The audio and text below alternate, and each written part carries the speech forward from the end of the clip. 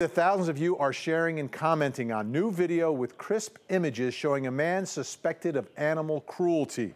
This video, released by Atlanta police, shows the man at a Chevron on Martin Luther King Jr. Drive in southwest Atlanta. Now, why are police looking for him? Because of this video. This man seen kicking a cat across the gas station parking lot like a football. The cat lands hard on the cement. The video was taken and uploaded to social media. It all happened around July 1st. Now, the man could face misdemeanor animal cruelty charges or even possibly a felony, but Hope Ford shows us why animal cruelty could be a sign of something even worse.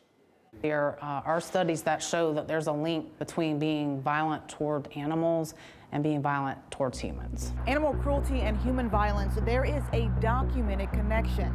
The vice president of training initiatives for the Humane Society said this: researchers, as well as the FBI and other law enforcement agencies nationwide, linked animal cruelty to domestic violence, child abuse, and even serial killings. Take this study from the Chicago Police Department. It says there is a, quote, startling propensity for offenders charged with crimes against animals to commit other violent offenses towards human victims. In the study, 65% of people arrested for animal crimes had also once been arrested for battery of a person.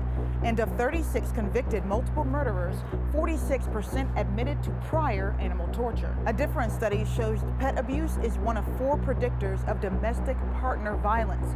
And research shows up to 84% of women entering domestic violence shelters reported their partner either abused or killed their family pet. And in Georgia, there is a special provision in the animal cruelty law that allows judges to require people convicted of animal cruelty to receive a psychological evaluation, which is why Atlanta police is so concerned with this video